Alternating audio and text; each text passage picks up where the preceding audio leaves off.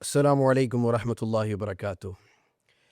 حالیہ دنوں ایک شرعی فتویٰ صادر ہوا ہے اور جس کا تعلق ڈیجیٹل کرنسیز بالخصوص کرپٹو سے ہے، اور اس میں یہ موقف اختیار کیا گیا ہے کہ ڈیجیٹل کرنسیاں چونکہ مال کی شرعی جو تعریف ہے اس کے تحت نہیں آتیں، لہٰذا ان کی اپنی خرید و فروخت یا ان کی بنیاد پر خرید و فروخت شرعاً جائز نہیں ہے۔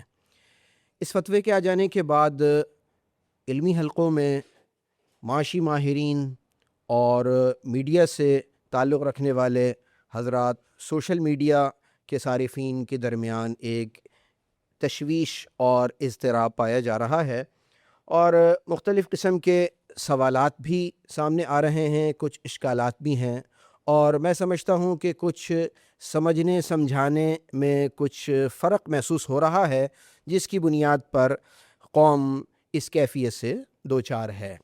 آیا یہ محض لفظی تنازع ہے یا حقیقی اختلاف ہے، بلاک چین کا مسئلہ ہے، بٹ کوائن کا مسئلہ ہے، یا شریعت کا جو مال کے حوالے سے باقاعدہ ایک باب ہے اس کو سمجھنے اور سمجھانے کی ضرورت ہے؟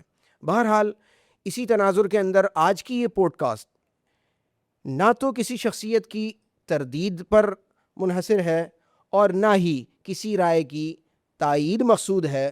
بہرحال اس کے اندر ہماری کوشش یہ ہوگی کہ ہم اس پلیٹ فارم سے اس مسئلے کو کسی حد تک سمجھنا چاہیں اور سمجھنے کی کوشش کریں۔ اس سلسلے میں ماہرین سے بدستور رابطہ ہے، اور اس وقت ہماری خوش قسمتی ہے کہ ہم اس وقت حاضر خدمت ہیں شریعت کے اعتبار سے ایک مضبوط نام، فقہ کے حوالے سے ایک سند، اور معاشیات کی ایک عظیم نسبت، جس کو دنیا اس نسبت کو اور اس شخصیت کو حضرت مولانا ڈاکٹر مفتی ارشاد احمد اعجاز کے نام سے جانتی ہے۔ حضرت مفتی صاحب کے ساتھ آج کی ہماری نشست انتہائی اہمیت کی حامل ہے۔ وقت کی نزاکت کو ملحوظ خاطر رکھتے ہوئے مفتی صاحب کا آج ہمیں وقت عنایت فرمانا، میں اس پر اپنے ادارے بن نوریہ میڈیا، جامعہ بن نوریہ اور تمام تر نسبتوں سے مشکور ہوں۔ حضرت مفتی صاحب، السلام علیکم ورحمۃ اللہ وبرکاتہ۔ وعلیکم السلام ورحمۃ اللہ وبرکاتہ۔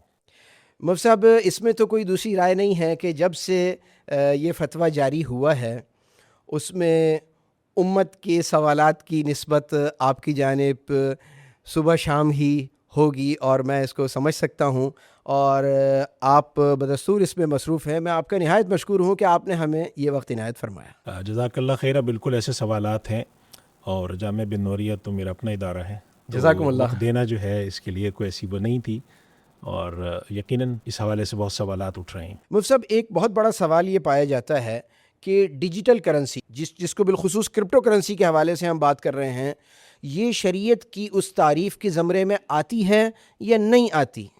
دیکھیے، میں اس میں تھوڑی سی ایک تفصیل عرض کرنا چاہوں گا، چونکہ آپ نے تمہید میں فتوے کا ذکر کیا ہے جو دارالعلوم کراچی سے شائع ہوا ہے، اور اس پر جو جن حضرات کے دستخط ہیں اس میں سر فہرست ہمارے استاد محترم حضرت شیخ الاسلام صاحب کے دستخط ہیں۔ مدظ اللہ علیہ۔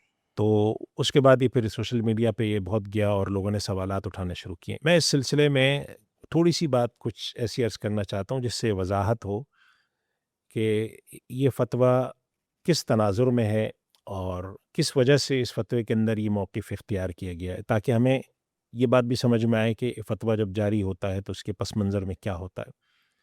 تو دیکھیے، ہم جس زمانے میں آج موجود ہیں، یہ زمانہ بہت زیادہ تبدیلیوں کا زمانہ ہے۔ اس میں ہر 5-8 سال بعد کوئی نہ کوئی ایسی چیز آتی ہے جس کے نتیجے میں سوالات کھڑے ہوتے ہیں، قانونی طور پہ بھی کھڑے ہوتے ہیں اور شرعی طور پہ بھی کھڑے ہوتے ہیں۔ آج تک دنیا میں یہ دستور ہے کہ جو کرنسی جاری کی جاتی ہے، وہ چاہے کرنسی پلاسٹک منی کی شکل میں ہو، پیپر کی شکل میں ہو، یا ڈیجیٹل فارم میں ہو، جو ایک لمبی بحث ہے۔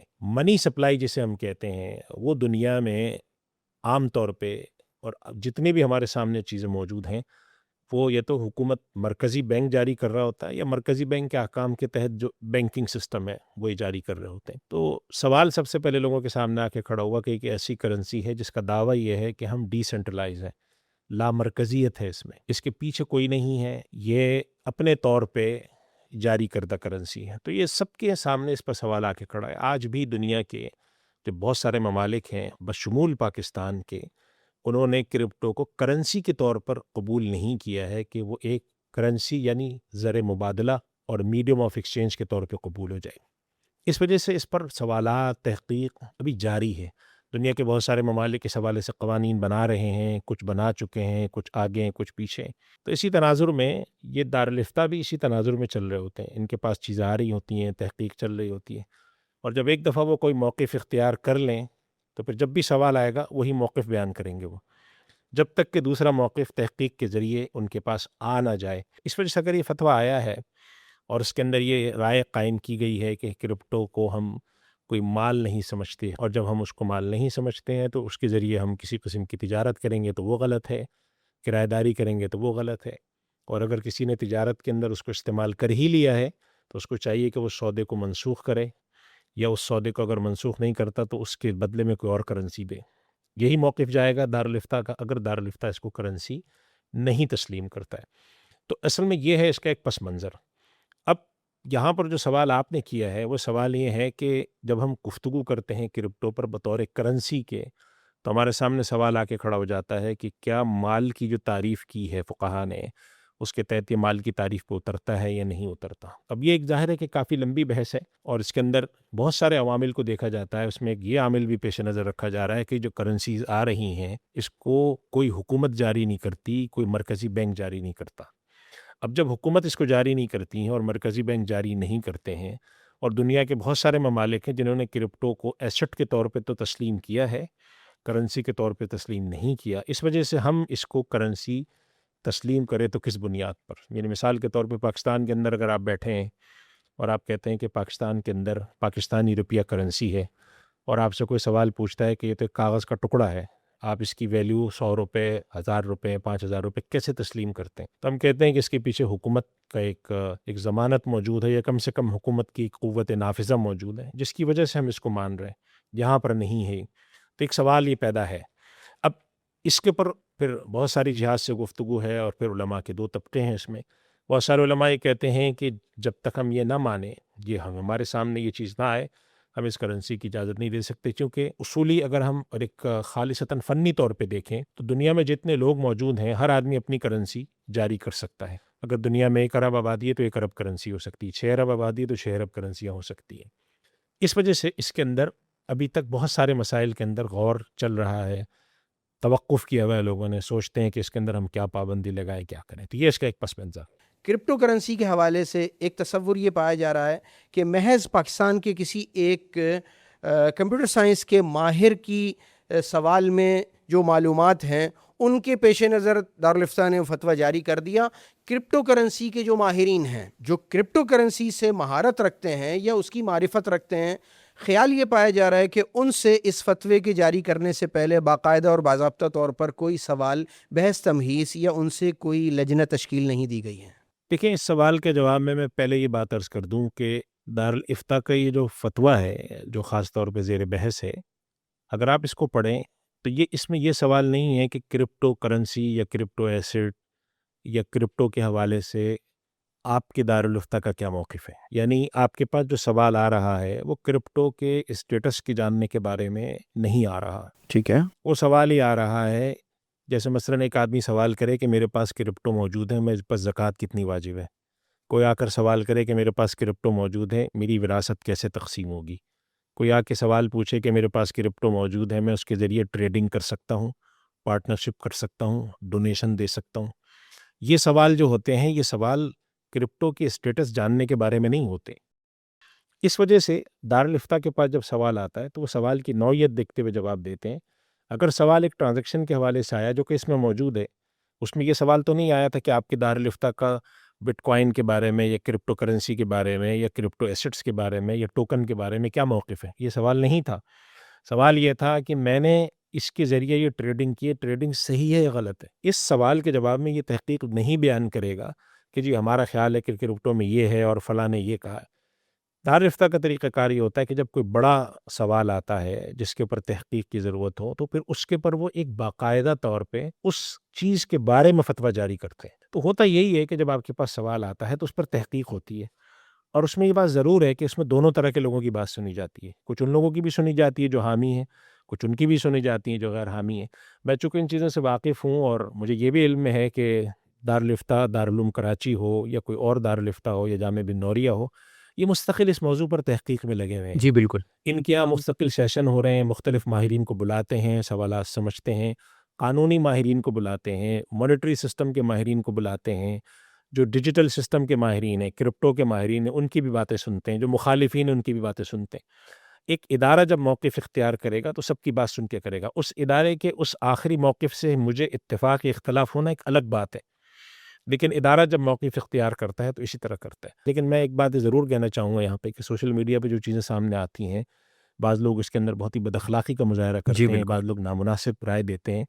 دیکھیے اگر ایک آدمی جو ہے وہ اس کی مخالفت میں رائے دے رہا ہے تو اس کے بعد اس پہ تنقید کرنا، تو جو حمایت میں رائے دے رہا ہے اس پر بھی تنقید کرنا اتنا ہی بنتا ہے۔ کوئی کہہ سکتا ہے کہ آپ حمایت میں اس لیے رائے دیتے ہیں کہ آپ کے اپنے مفادات ہیں، تو یہ کوئی علمی منہج یا علمی طریقہ نہیں ہے۔ علمی طریقہ یہ ہوتا ہے کہ آپ مستقل دلائل کا محاکمہ کرتے ہیں، جیسے بھی آپ کا ایک سوال ہے کہ اسلام میں مال کی یا دولت کی یا قابل اعتبار پراپرٹی جسے ہم کہیں ویلیوبل پراپرٹی، مال، ویلتھ، اس کی ڈیفینیشن جو ہے وہ کیا ہے اور اس کے تحت کرپٹوز آتے ہی نہیں آتے۔ اب یہ گفتگو چل رہی ہے جی بالکل، اور یہ عالم اسلام کی سطح پہ چل رہی ہے، ساری دنیا کے لوگ اس کے اندر ہیں۔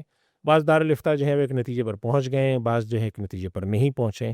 میرا خیال ہے کہ اس میں تھوڑا سا وقت اور لگے گا اور چیزیں خود بخود بہتر ہوتی جائیں گی۔ جزاکم اللہ۔ مفتی صاحب، کیا اس فتوے کے اندر عجلت سے کام نہیں لیا گیا، یا اس حوالے سے ایسی سیمینارز جیسی ہم نے دیکھا تصویر کے مسئلے میں سیمینار ہوئیں، ہم نے دیکھا مینا کے مسئلے میں معاملات ہوئے، ہم نے دیکھا اسلامی بینکاری کے حوالے سے، اسلامی بینکنگ کی مختلف پروڈکٹس کے حوالے سے مختلف ماہرین کا ایک اجلاسات ہوتے رہے، کیا اسی طریقے سے ایسے اجلاسات یا ایسی نشستوں کے بعد اگر ماہرین کی تحریری رائے، تحقیقی رائے آتی، اس کے بعد ہم کسی نتیجے پر پہنچ کر یہ فتویٰ جاری کرتے، یہ بہتر تھا بمقابلہ اس کے کہ کچھ عرصے بعد مزید تحقیقات سامنے آئے اور ہم اس پہلو سے یا اس رخ سے رجوع کر کے اور مزید ایسے ہی آگے چلے جائیں جیسے اور مسائل میں قوم کہتی ہے کہ مفتیان کرام جو ہیں وہ پہلے ایک رائے دیتے ہیں، کچھ عرصے بعد دوسری رائے دیتے ہیں، پھر تیسری رائے دیتے ہیں؟ کیا وہ بہتر نہیں تھا؟ دیکھیے پہلے تو میں اس بات کا جواب دوں، یہ جو ایک رائے دو رائے دیتے ہیں، اب پاکستان کے اندر دیکھیں، دنیا بھر میں دیکھیں، ایک کام یہی کرپٹو کا کام آج سے 6 مہینے پہلے، سال پہلے غیر قانونی تھا۔ جی بالکل، اس کے خلاف آپ کے ایف آئی اے والے چھاپے مارتے تھے، آپ اگر کوئی کام کرتے تھے تو پاکستان میں غیر قانونی ہوتا تھا۔ آج وہ کیسے قانونی ہوا؟ ایک پروسیس، ایک پروسیجر اختیار کیا گیا نا۔ اس وجہ سے رائے کا بدلنا دلیل کی روشنی میں یہ ایک اچھی بات ہوتی ہے، کوئی غلط بات نہیں ہوتی۔ جہاں تک اس سوال کا تعلق ہے کہ یہ کوئی فتویٰ عجلت میں تو نہیں دیا گیا اور اس پر کیا ہو سکتا ہے، تو دیکھیں ہمارے پاس پچھلے کچھ عرصے میں جب دارالفتہ میں سوالات آتے رہے ہیں تو یہ طریقہ اختیار کیا جاتا تھا دارالفتہ میں کہ بسا اوقات سوالات کے جوابات میں یہ کہہ دیا جاتا تھا کہ ہم اس مسئلے کو پر غور زیر کر غور رہے ہے، ہیں، یہ اس پر ہم ابھی کوئی رائے نہیں دے رہے، یعنی اس میں ہم لفظ زیر استعمال بحث ہے۔ کرتے ہیں کہ توقف کرتے ہیں دارالفتہ۔ یہ بھی اس کے اندر اگر آپ ایک تحریر پڑھیں تو اس کے اندر انہوں نے رکھا تھا کہ ہماری آج تک کی تحقیق تو یہی کہتی ہے، لہٰذا اب دارالفتہ کے پاس اگر 500 سوالات آئیں اور ہم 500 سوال کو روک کے رکھیں تو یہ بھی تو ایک کوئی ناقابل یعنی ترجیح بات ہے نا کہ آپ سوالات کو کیوں روکے جا رہے ہیں؟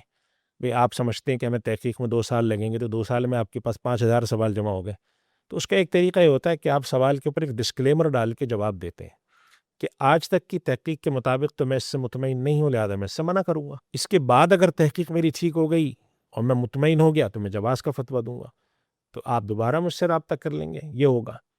دوسری بات یہ کہ یہ فتویٰ جو تھا نا، اگر آپ غور کریں، ایک شخص کا فتویٰ ہے نا، سوال ہے، کسی ادارے نے سوال پوچھا ہو، کچھ کیا، ایک شخص کا سوال ہے۔ اب وہ شخص جو ہے جس کا سوال ہے وہ اس سوال کو سوشل میڈیا پہ یا نیوز چینل کے ذریعے یا نیوز کے جو ہمارے پاس چھوٹے چھوٹے جو کلپ آ فورمز رہے ہیں ہیں، جی اس کے ہاں، ذریعے پوری دنیا میں جو پھیلا رہا ہے تو وہ تاثر بھی تو غلط دے رہا ہے نا۔ کوئی دارالفتہ اپنا واقعتاً کوئی جسے ہم کہتے ہیں باقاعدہ باضابطہ کوئی اعلان کر رہا ہو، فتویٰ دے رہا ہو کہ ہمارے سامنے کرپٹو کے بارے میں یہ 15 سوالات ان تاریخوں میں آئے ہیں، لہٰذا ہم ان پہلوؤں کا جائزہ لیتے ہوئے یہ مفصل جواب دے رہے ہیں.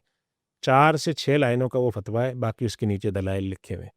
اس وجہ سے میں سمجھتا ہوں کہ یہ فتویٰ بڑی نجی نوعیت کا تھا، یہ کوئی تحقیقی فتویٰ نہیں تھا، یہ کوئی اسٹیٹمنٹ نہیں تھا.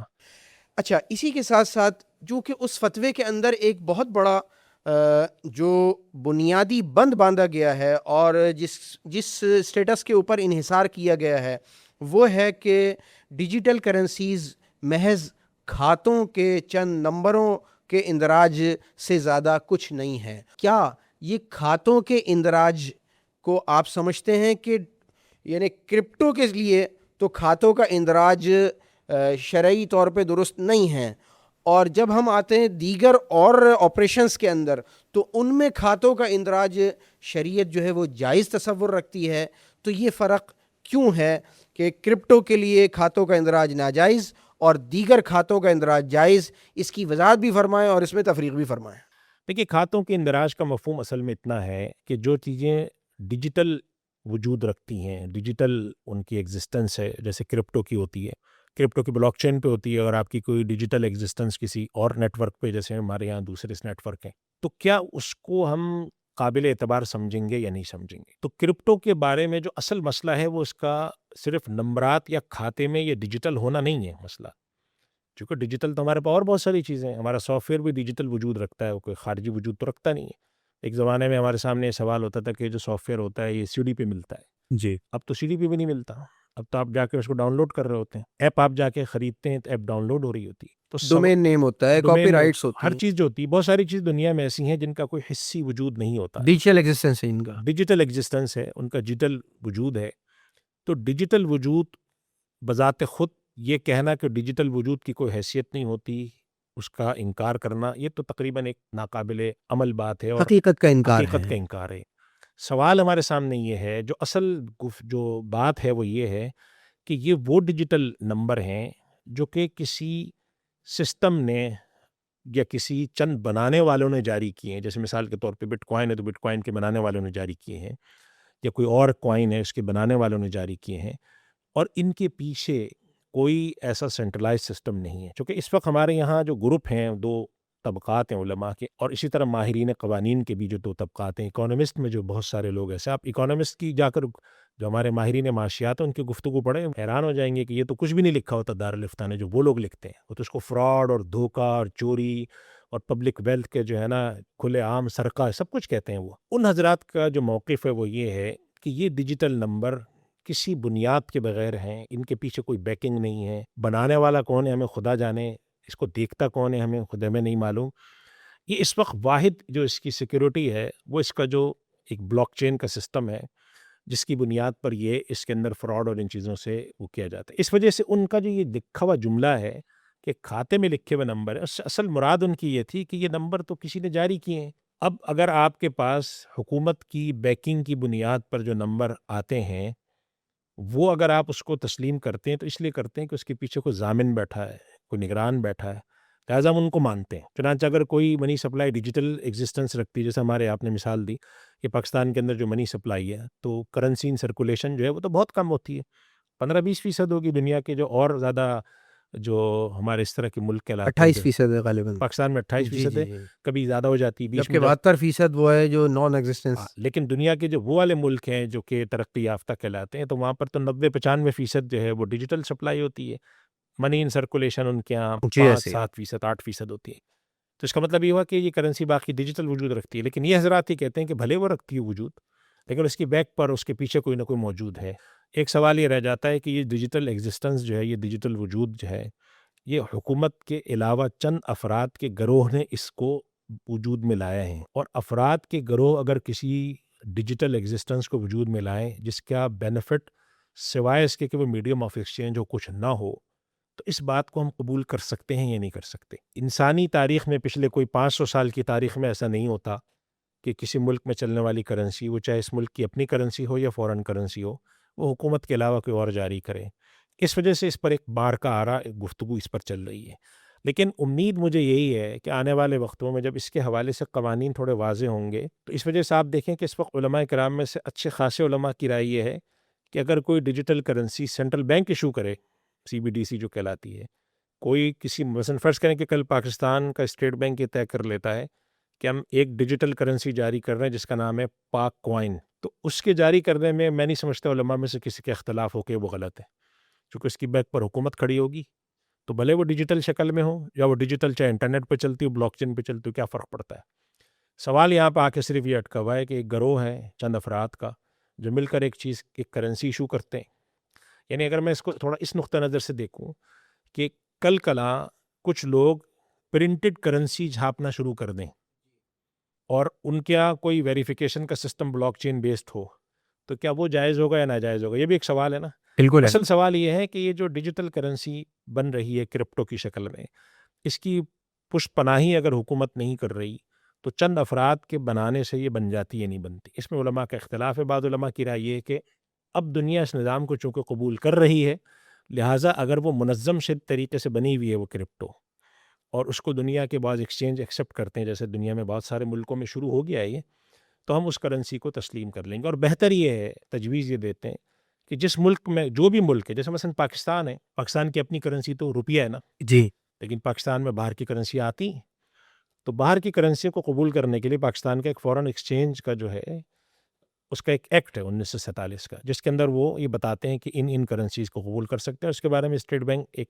نوٹیفیکیشن جاری کرتا ہے. لہٰذا آج اگر اسٹیٹ بینک کی نوٹیفیکیشن جاری کر دیتا ہے، وہ آج کرے، آج سے 5 سال بعد کرے، کہ یہ کوائن جو ہیں، چاہے وہ بٹ کوائن ہو، ایتھیریم ہو، یا کوئی بھی ہو، USDT ہو، جو بھی ہو، یہ ہمارے یہاں ٹرانزیکشن کے اندر اسی طرح قابل قبول ہوں گے جیسے ڈالر قابل قبول ہے، جیسے درہم قابل قبول ہے. ہماری اپنی کرنسی تو PKR رہے گی، لیکن یہ کرنسی ہم ایز اے فورن کرنسی یا فورن ڈیجیٹل کرنسی ہم اس کو ایکسیپٹ کریں گے. تو میرے خیال میں اس کو قبول کرنے میں کوئی شرعی ممانعت نہیں ہوگی. اور آج بھی جو حضرات ہیں جن کی رائے یہ ہے، وہ یہ کہتے ہیں کہ وہ کرنسیاں جو کسی بھلے چند لوگوں نے شروع کی ہوں، لیکن اب اگر ان کی قبولیت آ رہی ہے دنیا میں تو ہم ان کو قبول کر سکیں گے. چنانچہ یہ جو Pakistan virtual asset regulatory authority بنی ہے، جی اس کے تحت جو قوانین آنا شروع ہو رہے ہیں، ہو سکتا ہے اس میں کچھ چیزیں اور واضح ہو جائیں، تو پھر یہ جتنے بھی سوال آتے ہیں دھیرے دھیرے ختم ہو جائیں گے. مصعب، آپ کی بات سے جو یعنی سامنے نظر آ رہا ہے اور آپ کی بات سے جو میں سمجھ رہا ہوں وہ یہ ہے کہ یہ مسئلہ ایڈمنسٹریٹو فیکٹرز کی بنیاد پر کچھ زیادہ نظر آ رہا ہے. انتظامی مصالح کے تحت چونکہ اس کے پیچھے بیک پر کوئی مضبوط استحکام نہیں ہے، اس وجہ سے آپ کہتے ہیں کہ اس کے ناجائز ہونے میں ایک بہت بڑا عامل یہ ہے.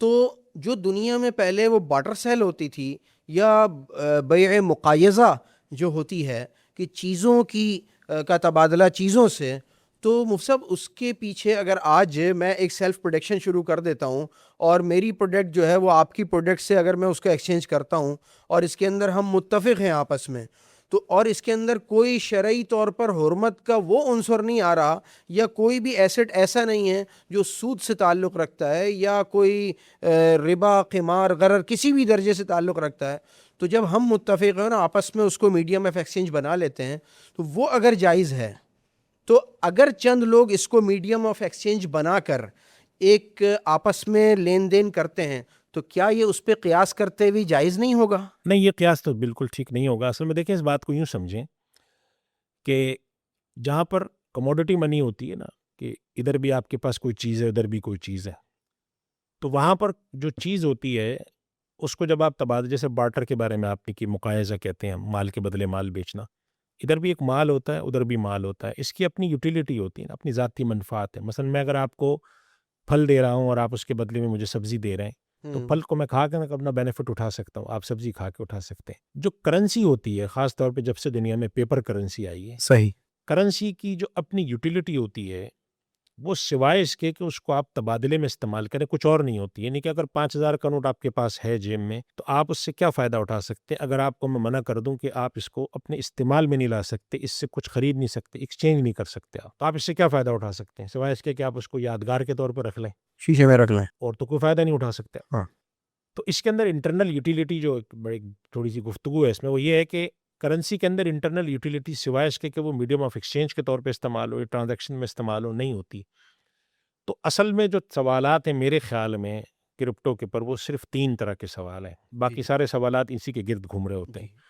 پہلا سوال جو آ کے بھی کھڑا ہوتا ہے کہ اگر 4، 5، 10، 12، 15، 20 لوگ مل کر کسی چیز کو کرنسی کہنا شروع کر دیں جی تو کیا وہ کرنسی بن سکتی ہے؟ اچھا، ڈیجیٹل کرنسی جو ہے یعنی خاص طور پہ جو ہماری کرپٹو ہے، یہ تو ویسے ہی ڈیجیٹل صرف ہنسوں کی شکل میں ہوتی ہے نا، وہ چاہے اسپیسیفک ہنسے ہی صحیح، اس کی کوئی فزیکل تو نہیں ہوتی ایگزسٹنس. تو اگر ایک آدمی نے کمپیوٹر میں کچھ کوڈز ڈالے اور کہا کہ یہ کرنسی ہے اور آپ اس کو کرنسی مانیں، تو اور وہ حکومت بھی نہیں ہے، تو اس کے کہنے سے کیا کرنسی بن سکتی نہیں بن سکتی ایک سوال ہے. اس کے اوپر گفتگو ہے، جواب ہے، میں اب اس میں نہیں جا رہا. میں کہہ رہا ہوں ایک سوال یہ ہے. دوسرا سوال یہ ہے کہ جب ہم وہ جو آپ نے کہا تھا نا انتظامی چیزوں کی مصالح، جی ہاں، مصالح جو ہیں وہ دیکھے جائیں گے کہ بھئی کون چلائے گا. مثلا پاکستان میں اگر 5,000 لوگ یہ طے کر لیتے ہیں کہ ہم اپنی کوائن بنائیں گے اور ہر آدمی ایک کوائن بناتا ہے، میں اپنی ارشاد کوائن بناتا ہوں، آپ کچھ اور کوائن بناتے ہیں، بنوریا میڈیا اپنا کوائن بنا دیتا ہے، بنوریا میڈیا کوائن 1. تو سوال یہ ہے کہ اس طرح کی چیزوں کو کون روکے گا؟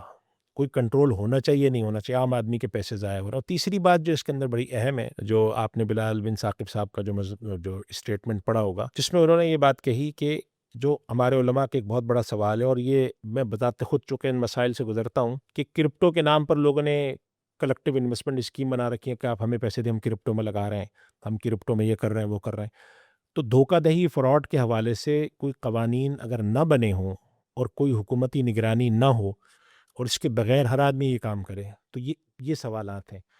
میرا یہ خیال ہے کہ جو مال والا سوال ہے کہ کسی چند لوگوں نے مل کر کسی چیز کو کہا یہ کرنسی ہے، تو کیا کرنسی نہیں بنتی، یہ سوال کچھ عرصے میں حل ہوگا. جہاں تک کرپٹو کے اندر جو دوسری چیز ہوتی ہے، تو کرنسی پر ہم بحث کر رہے ہیں ابھی، ایک ہوتا ہے ٹوکن جی بالکل، جو کہ یوٹیلیٹی کے ہوتے ہیں، یا مثال کے طور پہ اگر آپ نے شکوک جاری کر دیے بلاک چین کے اوپر، بالکل، یا آپ نے مثال کے طور پہ جو کلیکٹیو انویسٹمنٹ اسکیم ہے ان کے پیسے جو آپ لیتے ہیں اور یونٹ ایشو ہوتے ہیں، جی ہاں، تو اس کے اوپر تو سوال نہیں ہے. پاکستان نے بھی جو ابھی ورچوئل ریسٹ ریگولیٹری اتھارٹی بنائی ہے، وہ اصل میں تو کرپٹو ٹوکن کے اوپر پہلے کام شروع کریں گے، اس کے بعد جا کے کہیں کرنسی کا نمبر آئے گا.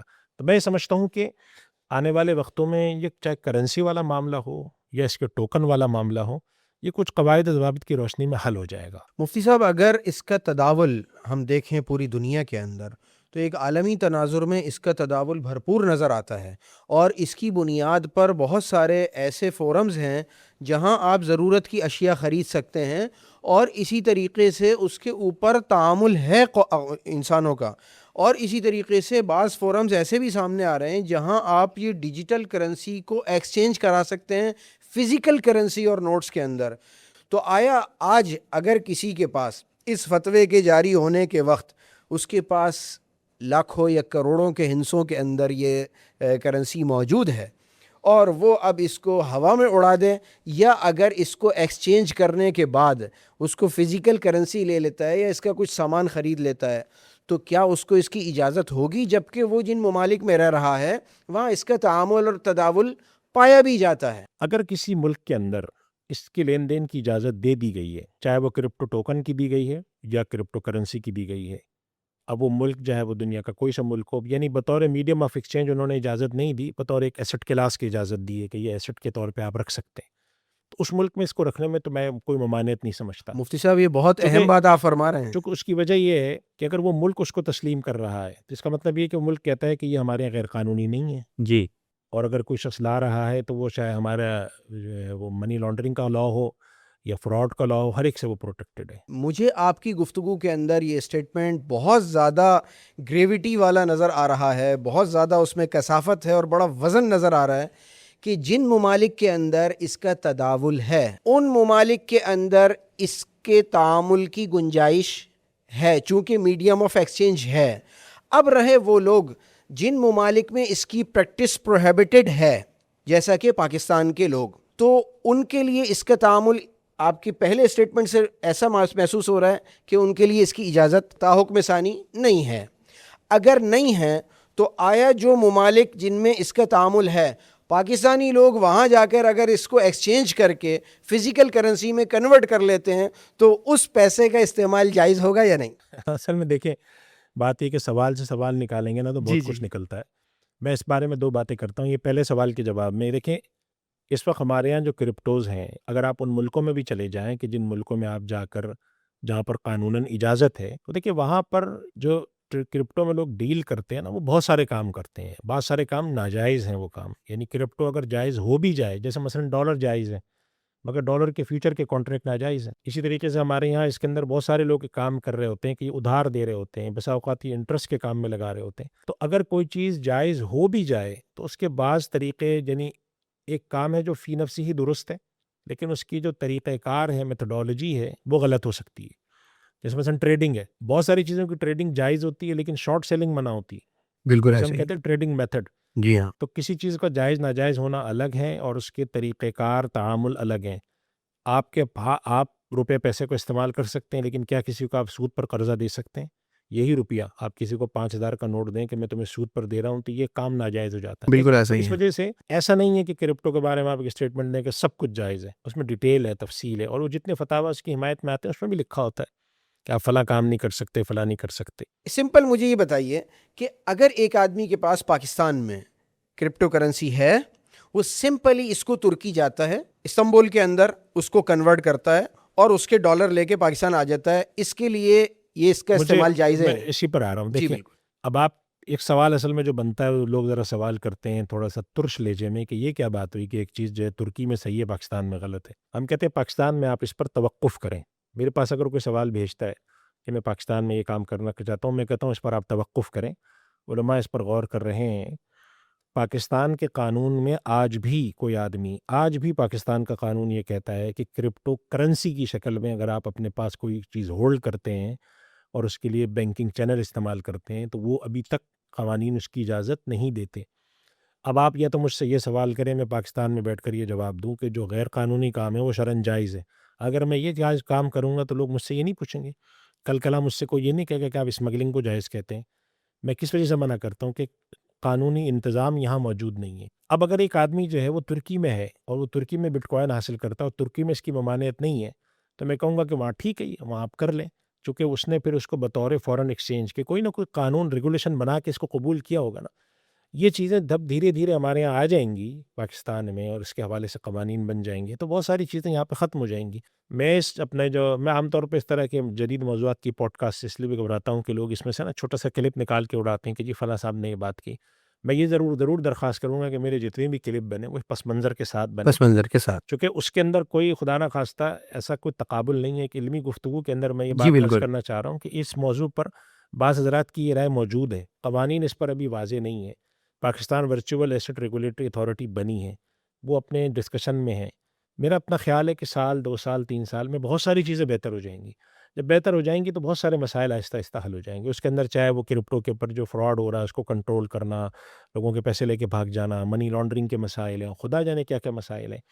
اس وجہ سے ہم نہیں سمجھتے ہیں کہ مفتی اس صاحب, کے اوپر آ جائے معاملہ تو پھر ٹھیک ہو جائے گا. مفتی صاحب فتوے کے اندر واضح طور پہ کہا گیا ہے کہ اس کی بنیاد پر as a medium of exchange اس کو یوٹیلائز کرتے ہوئے خرید و فروخت جائز نہیں ہے. میں یہ سمجھتا ہوں کہ جہاں وہ آپ نے ایک ڈسکلیمر کا تذکرہ کیا ہے وہاں شاید اس کو بھی واضح کرنا چاہیے, یا مجھ سمیت عوامی صارفین کو یہ سمجھنا چاہیے کہ یہ فتویٰ پاکستان کے یعنی حکومتی قوانین کے تناظر میں دیا گیا ہے, اس کو عالمی تناظر کے اندر ابھی نہ شمار کیا جائے. اصل میں اس کو میں یوں کہوں گا کہ دیکھیں پاکستان میں تو آج بھی کرپٹو کو کرنسی کے طور پہ قبول کرنے کا معاملہ ابھی تک نہیں ہے قانوناً. ٹوکن کے طور پہ, یوٹیلیٹی ٹوکن کے طور پہ وہ سب اپنی جگہ موجود ہے. اس وجہ سے فتویٰ جب لیا جاتا ہے تو وہ ایک خاص پس منظر میں دیا جاتا ہے کہ بھئی آپ مجھ سے آ کے پوچھ رہے ہیں کہ میں یہ کرنسی استعمال کر کے خریداری کر لوں, تو ہمارا تو یہ خیال ہے کہ یہ کرنسی تو ریکگنائز ہی نہیں ہے اور ہم اس کو صرف ہندسوئی نمبر ہی سمجھ رہے ہیں ابھی تو. یعنی نمبر ہونے پہ اعتراض نہیں ہے, نمبر کے قابل قبول ہونے کا مسئلہ ہے. اس وجہ سے اگر کوئی شخص آ کر کہتا ہے کہ جی میں امریکہ میں ہوں, یہاں پر تو مثلاً امیزون والے بھی قبول کر رہے ہیں اس کو, فلاں بھی قبول کر رہا ہے, ہم کہیں گے ٹھیک ہے کر لیں آپ قبول. سب ایک لطیف سوال ضرور مجھے یہ دیا گیا تھا عوامی جانب سے کہ جناب اگر وہاں سے کسی دینی ادارے کو رفاہی بنیادوں کے اوپر اگر کوئی کرپٹو کے اندر ٹریڈ کرنے والا شخص فزیکل کرنسی میں یا کرپٹو کی شکل میں کسی مسجد یا مدرسے کو تعاون کرتا ہے تو ایسی صورت میں مدارس اور مساجد اور دیگر حلقوں کو وہ تعاون لینا کیسا ہے؟ لیکن مجھے ایسا لگتا ہے کہ آپ اس میں بھی فرمائیں گے. اس کا تو آسان جواب ہے نا. دیکھیں اگر کوئی آدمی امریکہ میں کسی ادارے کو کرپٹو میں ڈونیشن دیتا ہے, جی تو اس ادارے کا اپنا والیٹ ہوگا اور اسی میں لے گا نا وہ, ڈیفینیٹلی. تو وہاں تو سوال ہی ختم ہو گیا نا. جی ہاں. پاکستان میں میرے علم کے مطابق کسی ادارے کا کرپٹو اکاؤنٹ نہیں ہے. پاکستان میں تو یہ ممکن نہیں ہے. اگر کسی شخص نے کسی کو جو مسلمان ہے, وہ امریکہ میں رہتا ہے, ترکی میں رہتا ہے, اس نے کہا کہ میری طرف سے یہ آپ کو میں پیسے بھیج رہا ہوں جو کہ $5,000 کے برابر ہے, لیکن میں آپ کو کرپٹو میں ٹرانسفر کر رہا ہوں, آپ اس کو جا کر کہیں سے بھی لیکویڈیٹ کرا کے فزیکل کرنسی یہاں پہ دے دیں تو دے سکتا ہے وہ. مفتی صاحب میرا آخری سوال, کیا آپ کی بات سے میں یہ سمجھوں کہ جو وہ کھاتوں والا مسئلہ ہے, محض نمبروں کا اندراج یا انتظامی امور سے ہٹ کر جتنی ٹیکنیکل بنیادیں فتوے کے اندر ناجائز قرار دینے کے لیے باندھی گئی ہیں, وہ ٹیکنیکل بنیادیں ان ممالک کے سے تعلق نہیں رکھتی جہاں یہ کرپٹو کرنسی پریکٹس میں ہے, یہ ان سے رکھتی ہیں جہاں اس وقت پروہیبٹڈ ہے؟ دیکھیں میں دوبارہ اس بات کو اپنی تھوڑا سا جواب دینے کی کوشش کروں. یہ جو جملہ استعمال کیا ہے نا کھاتے, اس کا مفہوم صرف اتنا ہے کہ یہ نمبر آپ کے پاس ڈیجیٹلی شو ہوتے, چاہے آپ کے وہ بلاک چین پہ شو ہوتے ہوں کہیں پر بھی. اور چونکہ اس کی بیکنگ پاکستان جیسے ملک میں نہیں ہے, دنیا کے بہت سے ملک اس کو کرنسی نہیں مانتے, تو ہمارے خیال میں یہ تو کوئی ویلیوبل چیز ہے ہی نہیں. 4 لوگ مانتے ہیں اس کو ویلیوبل, لیکن دنیا کا بہت بڑا نظام اس کو نہیں مانتا. جی ایسے ہی. لہٰذا یہ کھاتے میں لکھ کے چند نمبروں سے زیادہ ہماری نظر میں حیثیت نہیں رکھتے. دارالفتہ میں یہ بات کہی ہے اس نے, یعنی کھاتے کے لفظ پر کوئی اصرار نہیں ہے. اصرار اس بات پر ہے کہ وہ ڈیجیٹلی آپ کے پاس والٹ میں ہو, آپ اس کو والٹ کہہ لیں, کسی جگہ پہ موجود ہیں. ہم اس کو ابھی کوئی پراپرٹی, کوئی مال یا میڈیم آف ایکسچینج ماننے پہ راضی نہیں ہیں. اب جب راضی نہیں ہیں تو آپ اپنے کوئی بھی نمبر ہمیں دکھاتے رہے, ہم تو کہیں گے کہ یہ ایک غیر معتبر یا یہ جسے ہم کہتے ہیں نا کہ irrelevant نمبرز ہیں, جب تک حکومت قانون سازی جب تک کہ اس کی کوئی اعتراف حکومت کی طرف سے نہ ہو جائے. یہ اصل بات ہے اس فتوے میں. میں اس وقت مفتی صاحب کا عوام کی جانب سے بھی اور میڈیا کے صارفین کی جانب سے بھی اور ماہرین معاشیات کی جانب سے بھی اگر کوئی سوال میرے سوالات کے اندر آیا ہے اور اس کا آپ نے چونکہ جواب بڑی شفقت سے تسلی بخش دیا ہے تو میں آپ کا انتہائی مشکور ہوں. اور میں یہ سمجھتا ہوں کہ کرپٹو کرنسی کا مسئلہ کوئی ایسا مسئلہ نہیں ہے جیسا کہ مفتی صاحب نے بار بار فرمایا کہ اس کی بنیاد پر ہائپ کریشن کر دی جائے اور اس کو ایک مذاق کا شاخسانہ بنا دیا جائے اور اس کے اوپر کوئی ایسی رائے قائم کر دی جائے کہ یہ کہا جائے کہ یہ علماء وقت کے ساتھ ساتھ جو ہے وہ اپنے فتاوے بدل دیتے ہیں. سچویشن تبدیل ہوتی ہے تو فقہی رائے بھی تبدیل ہو جاتی ہے. جیسا کہ مفتی صاحب نے فرمایا کہ حکومت پاکستان کی جانب سے ایسے فورمز ہیں جو فورم مستقل اس کے اوپر کام کر رہے ہیں کہ ایسی ریسٹرکشنز اور ایسی کریشنز لے کر آئی جائیں جن کی بنیاد پر یہ کرپٹو کرنسی ایسی نہ ہو جائے جیسے ماضی میں اس سے پہلے بہت سارے فراڈ منظر عام پر آئے. اور میں یہ سمجھتا ہوں کہ اس میں ہر دو جانب سے نہایت جانفشانی سے تحقیقات ہو رہی ہیں اور مستقبل قریب کے اندر انشاءاللہ ہم کسی ایسے نتیجے کے اوپر پہنچیں گے جو نتیجہ ہر دو جانب کے لیے قابل قبول ہوگا اور قابل تعامل ہوگا. میں بڑی نوازش, بہت بہت شکریہ, جزاکم اللہ مفتی صاحب. السلام علیکم ورحمۃ اللہ وبرکاتہ. وعلیکم السلام ورحمۃ اللہ.